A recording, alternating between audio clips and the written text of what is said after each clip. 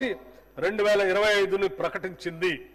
ఈ విధానం ప్రకారం 2030 నాటికి 20,000 మెగావాట్లు మరియు 2035 నాటికి 40,000 మెగావాట్ల పునరుత్పాదక విద్యుత్తుని అదనంగా ఉత్పత్తి చేయాలని లక్ష్యంగా పెట్టుకుంది.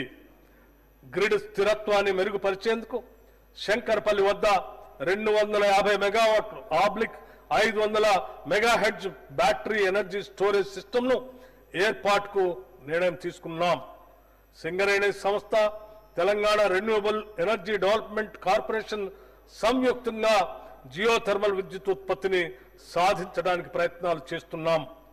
రైతులకు అందించే ఉచిత విద్యుత్ కోసం రాష్ట్ర ప్రభుత్వం 11,500 కోట్ల రూపాయల సబ్సిడీ రూపంలో విద్యుత్ ఉత్పత్తి సంస్థలకి కేటాయిస్తుంది. అదనంగా గృహజ్యోతి పథకం కింద 200 యూనిట్ల వరకు 50 లక్షల కుటుంబాలకు మరియు రాష్ట్రంలోని 30,000 ప్రభుత్వ విద్యా సంస్థలకి ఉచిత విద్యుత్ అందిస్తున్నాం.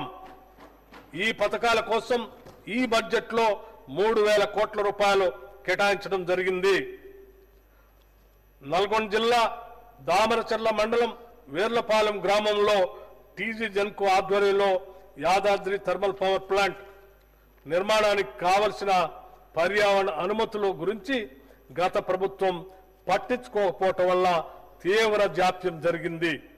మా ప్రభుత్వం కృషి చేసి అనుమతులు సాధించి 2 యూనిట్ల విద్యుత్ ఉత్పత్తిని ప్రారంభించింది. 2025 మే నాటికి అన్ని 5 యూనిట్లలో విద్యుత్ ఉత్పత్తి చేయడానికి అవసరమైన చర్యలు తీసుకుంటున్నాం. ప్రజలకు మెరుగైన విద్యుత్ సేవలు అందించేందుకు దేశంలో ఎక్కడా లేని విధంగా విద్యుత్ అంబులెన్స్ సర్వీసెస్ ను ప్రభుత్వం ప్రారంభించింది. ఎక్కడైనా ఏదైనా కారణంతో విద్యుత్ సమస్య ఉత్పన్నమైతే ఫిర్యాదు చేయడానికి 1912 టోల్ ఫ్రీ నెంబర్ను ఏర్పాటు చేశాం. ఫిర్యాదు అందిన వెంటనే విద్యుత్ అంబులెన్స్ లో సిబ్బంది అక్కడికి చేరుకొని సమస్యను పరిష్కరిస్తారు. ఈ అంబులెన్స్ లో ఒక అసిస్టెంట్ ఇంజనీర్, 3 లైన్మెన్లు 24 గంటల పాటు అందుబాటులో ఉంటారు. దీంట్లో ఒక ట్రాన్స్ఫార్మర్, థర్మల్ విజన్ కెమెరాలు, కేబుల్స్, రక్షణ పరికరాలు మరియు మరమ్మతుకు అవసరమైన ఇతర పరికరాలు కూడా ఉంటాయి. హైదరాబాద్ లో 57 సబ్ డివిజన్లకు ఒక్కో వాహనం కేటాయించాం.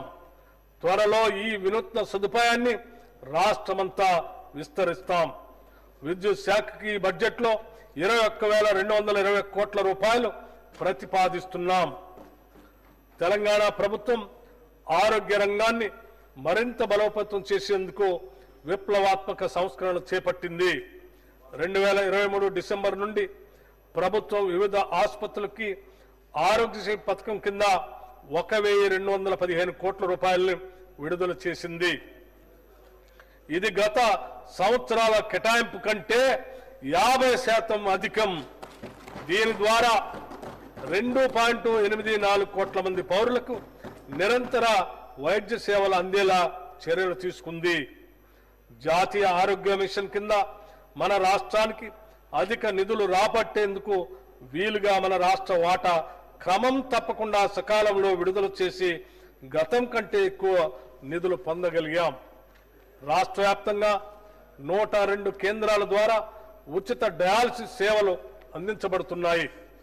దీని ద్వారా 1,00,000కు పైగా రోగులకు ప్రయోజనం చేకూరి 948 కోట్ల రూపాయల మేరకు ప్రజలపై ఆర్థిక భారం తగ్గింది. ఈ సేవలు మరింత విస్తరించేందుకు వీలుగా 95 కొత్త డయాలసిస్ కేంద్రాలను మంజూరు చేయటం జరిగింది.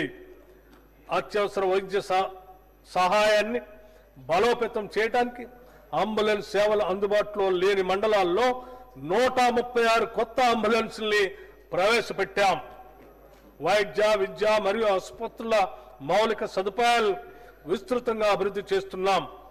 నూతన వైద్య కళాశాలలో 400 అదనపు ఎంబీబీఎస్ సీట్లు అందుబాటులోకి వచ్చాయి. అదేవిధంగా 16 నూతన నర్సింగ్ కళాశాలలు మరియు 28 అనుబంధ హెల్త్ సైన్స్ కళాశాలల ద్వారా ప్రతి సంవత్సరం 2,640 మంది విద్యార్థులకి అదనంగా వైద్య విద్యను అభ్యసించేందుకు అవకాశం లభించనుంది. 100 ఏళ్లకు పైగా చరిత్ర గల